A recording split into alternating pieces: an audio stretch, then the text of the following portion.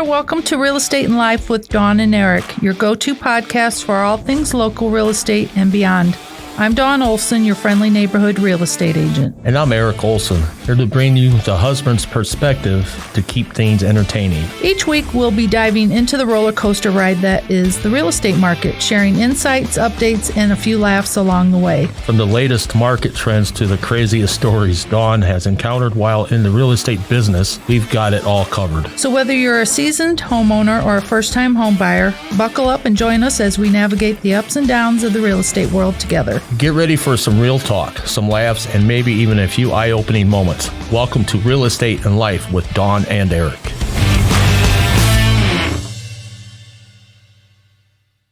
If you haven't heard in the news or seen online, there is a big uproar in the real estate industry regarding lawsuits against the National Association of Realtors and a lot of big real estate companies.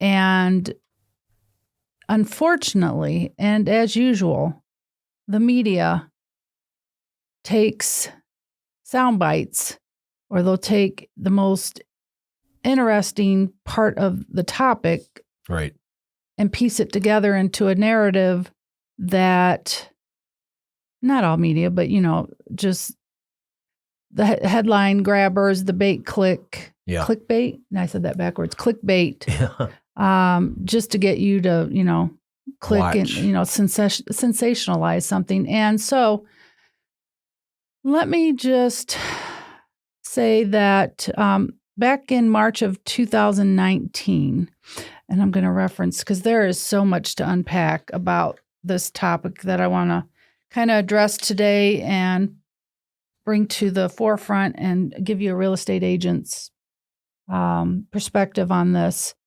So back in March of 2019, there was a homeowner in Minnesota that had, and there's a lot of details, I'm going to kind of just give the highlights here, but that person had sold their home. They had initially sat down with their agent. The agent explained what the commission would be, what the services would be. The seller agreed. And then, the home was sold. And at some point, the seller, reflecting back on what had transpired, decided that maybe things didn't go exactly the way he thought they should. Felt that he paid more commission than he wanted to, paid a higher percentage than he wanted to, realizing that when a commission is negotiated with a real estate agent, that a buyer's agent gets a portion of that from the listing broker.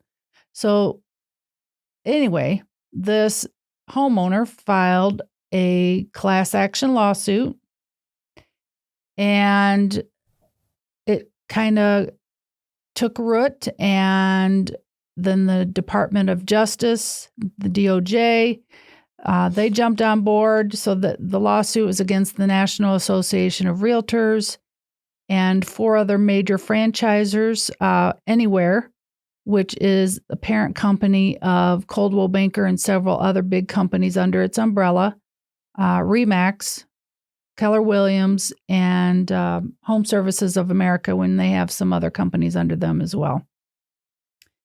So the way it works, I'm just going to give a little background on how commissions come to be structured the way they are. And this goes back 111 years. 111 years we have been working with this commission structure. In 1913, the National Association of Realtors established a rule within the association for its members that if a listing agent negotiated commission, that they should keep in mind and also be aware that they would now need to split that commission with a buyer's agent 50-50. So in 1913, that was established. That's the way it was set up, and that's the way it has been. And things are about to rapidly change. come July of this year, 2024. So back to the lawsuits. So if we fast forward from 2019 into this year, the first quarter of this year,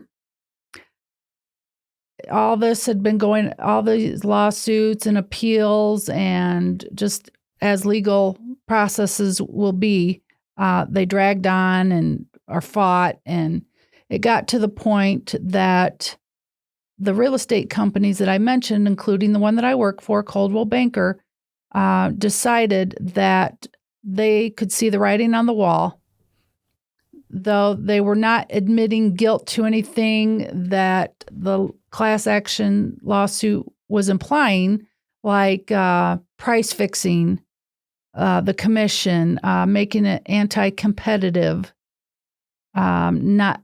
Commission always has been negotiable. There is no set commission.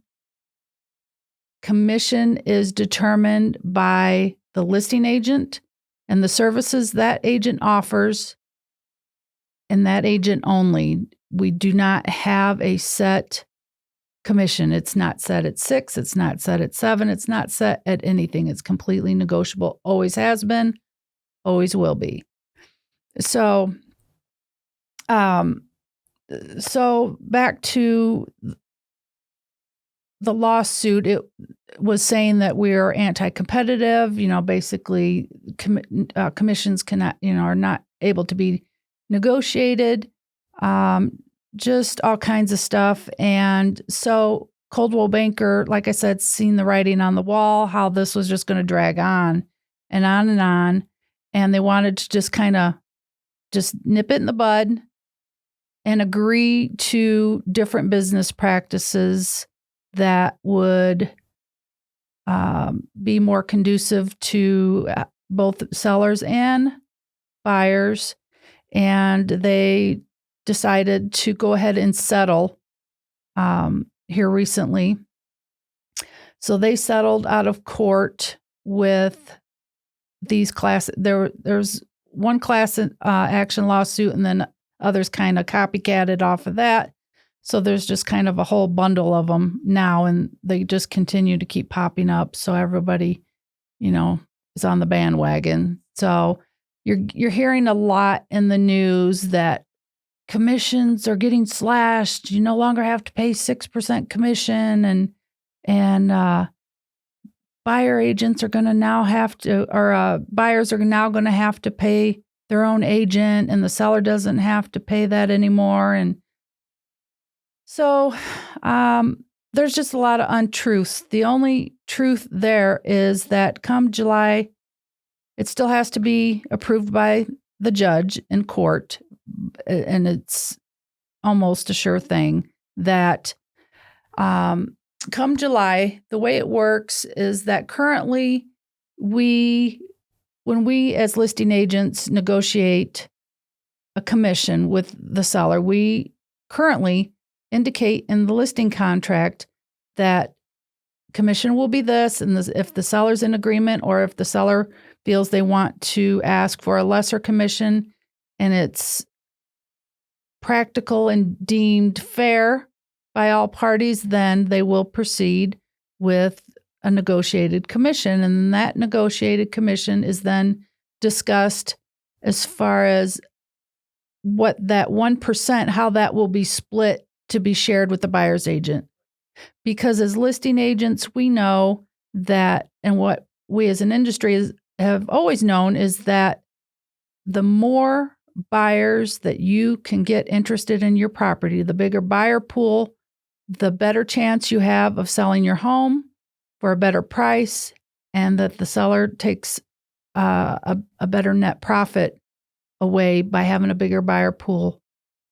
So it's really important to engage buyer's agents and give them incentive to bring their buyers by compensating the buyer's agent for doing so. And so, like I said, the headlines just want to keep spinning it that sellers don't have to do that anymore. And change is good, as long as it doesn't hurt and cause more harm than good. And so that's what we're concerned about as an industry. And right now, this whole situation is completely fluid, meaning it's changing all the time. I am constantly, every day, checking to see what's changed because, there's new decisions and new rules. And literally, the paperwork is just changing. It seems daily. So moving forward, in July, after a listing agent has sat down and discussed with a seller what the services and the commission will be, and once they come to an agreement, if the commission split, if there's enough commission to split, it will no longer be advertised in the MLS, the database in which we put listings, like it used to be up for years.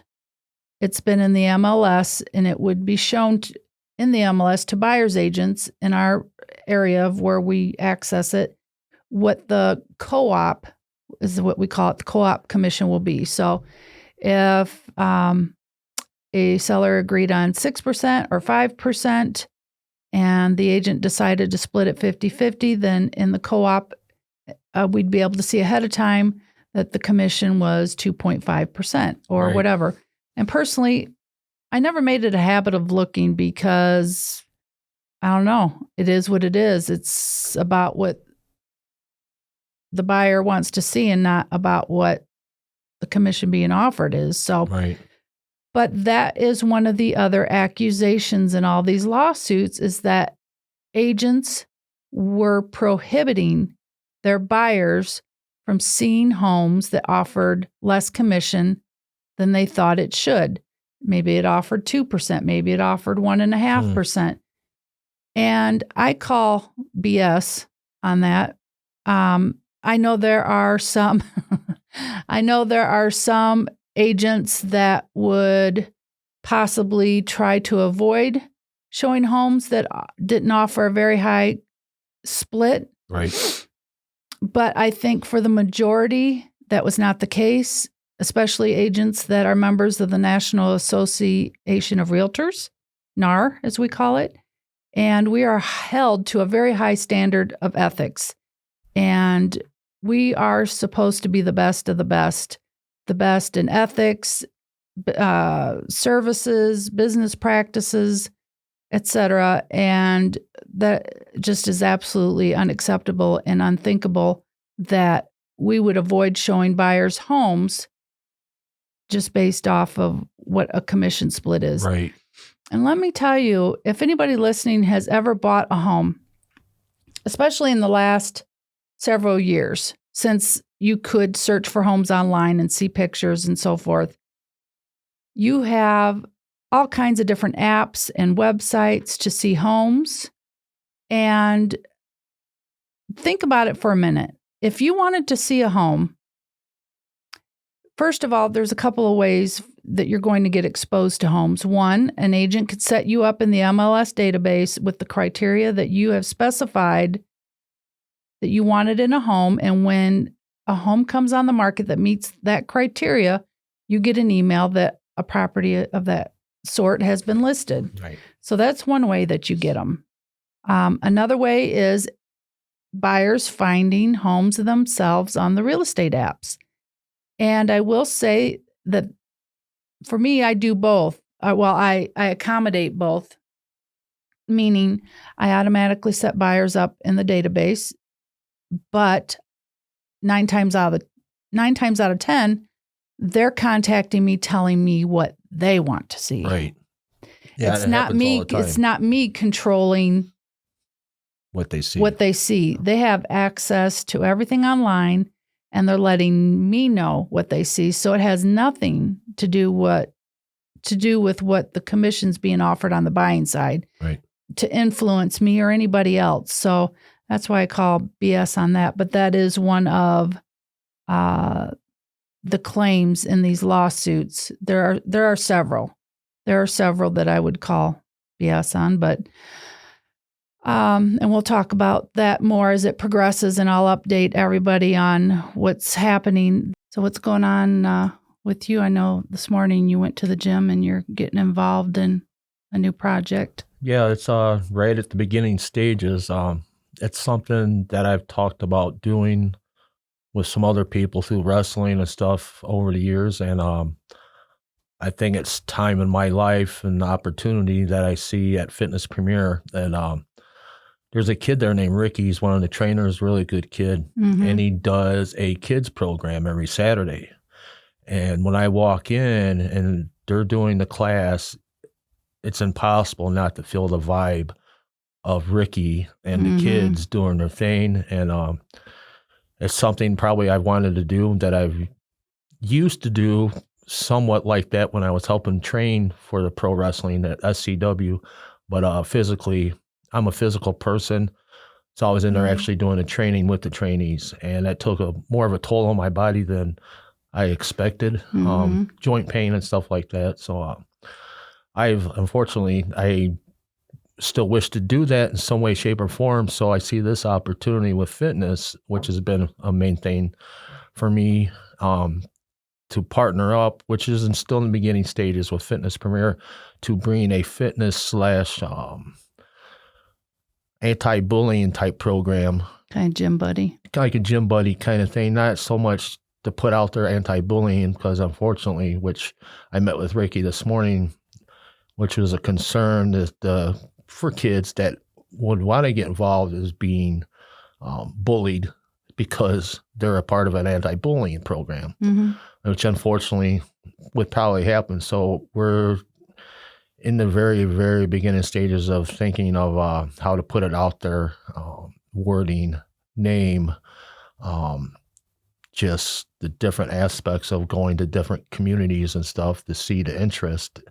And it's primarily geared for building self-confidence with the kids, mentally and physically, and make them feel good about themselves. And later on, possibly throwing some stuff in how to cope, who to reach out to for, issues you have, who to reach out to at schools, your parents, buddies. Yeah, we really need something like that.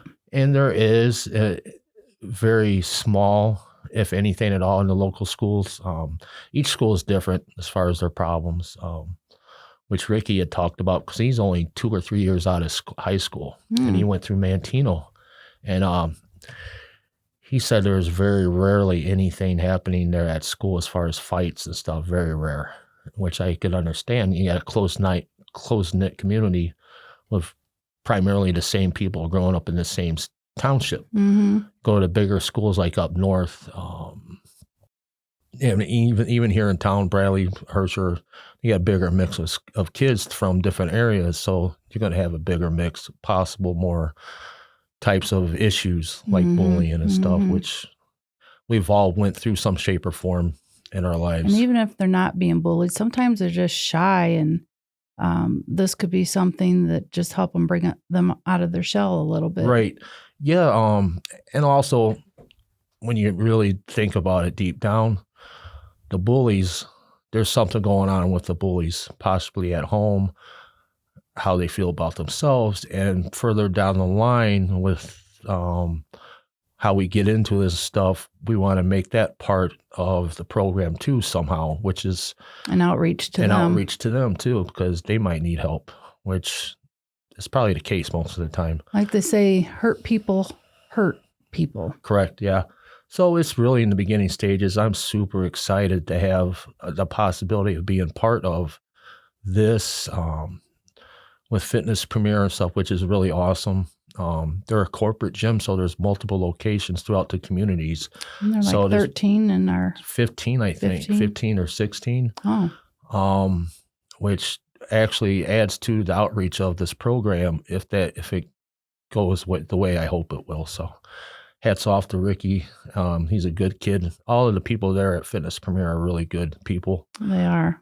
Yeah, we both have memberships there. They're genuine people. Of course, you're going to have different opinions from everywhere else, gyms especially.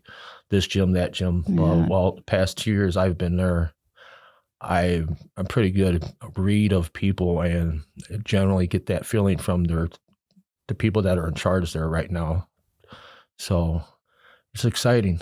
It's hopefully it kickstarts and gets going fairly within the next couple of weeks. Who else reached out to you? I'll have to look at my phone for that. Well, I made a post. She is involved with a local. Put you on the spot. Sorry. She's a part of a local organization. Come to find out that deals with these issues, and I'm going to look it up super quick here. No problem. Her name is where's it at? Take your time. Ann Melvin Keene, and she is a part of. I'm going to look at her Facebook super quick. Go ahead and say it, hun, because they don't hear. Out Jake. of the Darkness Suicide Awareness Team is one of the things she's involved with. And she sent me some links to look at, some websites to get a general idea on how to talk, how to speak about bullying and stuff to people. So back to what we were talking about. So yeah, it's a local community, and she reached out to me through a post I had made, which is really cool. I have to go back and find this information because it's an actual Out of the Darkness Walk. I think it's part of one of their programs. But there's an actual physical place here in town that deals with that stuff with kids, and I think with all ranges of age. So she's been really helpful of sending me some information that I could read up on if I have to take an online course or something to get certified or something. A specific certification to actually do it at Fitness Premier, which they also looking into what the corporate structure of Fitness Premier, what they would need from me as far as doing that type of stuff. You know, I don't know if it's a legal thing, but possibly just to make sure everything's legit and cool. And so we, if that takes off and happens, it's going to be big, I hope, and help kids and young adults. Help them reach out and deal with things a little bit more, as we all need to do, and help out each other in the community. So it's just right up your alley with kids, and you've always wanted to do that kind of, be a buddy. I'm drawn to that. Special needs kids. That's a different avenue, and for me personally, it's a kick. I get a kick out of special needs kids achieving goals that they want to be like us. They just want to be everyday people just like us. Feel normal. And that's all they want. I'll send Dawn some things on Instagram lately. There's a Down syndrome professional bodybuilder out there. And he was actually at Venice Beach, which is the Mecca of Gold's Gym. And Arnold Schwarzenegger was there with them, showing them some stuff, just to hear Arnold's voice, showing this kid and stuff and everything. It's pretty cool. So just lightens your day a little bit to see stuff like that. And if you're, so. He was pretty ripped too. Yeah. It's crazy, but he was, I was in shock. So that's what's going on today so far. Speaking of the gym, I'm going to be getting back into that myself. Oh. Yeah, so. Morning girl. I don't know about morning. I'm not a morning person at all. Yeah. So, yeah. Have issues with my back, so I have to be careful in the gym. Yeah, to slow it down, because I had been in there with Keegan at Fitness Premier, and Keegan's awesome. And I was working pretty hard, and my back says slow down. Slow your roll. Yeah, I've been going to the gym for years, and with age and life and so forth, weight has crept up on me, and I find it more and more difficult to get rid of. And regardless of what I do, exercise, eating right. And when you tell people that, they have their doubts. And as sweet as Keegan is, he probably can't help but to have his doubts. You know, A lot of people believe calories in, calories out. It's simple as that, but it's really not. I wish it were that easy, but at least for me, it's not. Hormones are everything and all kinds of hormones. Yeah. Thyroid, what have you, which I also have to deal with. So I am on a new journey with a weight loss drug called Zepbound, Zepbound. And that is actually the brand name for the same drug called Mounjaro. Mounjaro is for those that are actually diagnosed with type 2 diabetes. And Zepbound is the same exact drug, but it's labeled to be sold as a weight loss drug. Right. And it's a shot that I take. I will be taking once a week for, I don't know how long, but the dose increases once a month up to, it starts at 2.5 and then it works its way up to 15. So I was on Wegovy before, which is the brand name for the same drug, Ozempic. And I did okay with that. Some do better, and I did okay, but it's all this stuff is very expensive after you use the initial coupon. Wegovy, I was able to pay $25 a month for 6 months. And then once the coupon ran out, it was like $1,300 a month. So that was just not a practical. So I was just hoping that I could take it from there and continue, working out and trying to eat right and everything. But the weight came back on. So we'll see. This is a different, this is a 2 ingredient. It's 2 different ones, correct? It's a 2 ingredient shot where Wegovy was just 1. And I'm not even going to try to pronounce the name of that drug or the ingredients. So, we'll see. It's, it's in the press and a lot of celebrities are using these for weight loss and everything. And that's fine. I mean, more power to you the only thing I'd worry about and I don't want to be a part of is making the drug scarce for those that actually are fighting off diabetes. Right. So as long as they're getting what they need, then more power to whoever wants to use it for, weight loss efforts, especially, for like myself that I really have tried and tried and tried. And it just, how frustrated I get. And so this is really about health first and vanity somewhere in the background. I'm not going to kid anybody about that. Of course, everybody wants to look and feel better, but it's really, health is my number one, because without that, nothing else really matters. If you're sick, if you can't walk, if you can't, you lose your eyesight, you lose, because of diabetes. That's what I don't want. Yes, it's definitely not because of effort, because since lack of effort, it's definitely not that. Since we've been together, I was a gym rat before we met.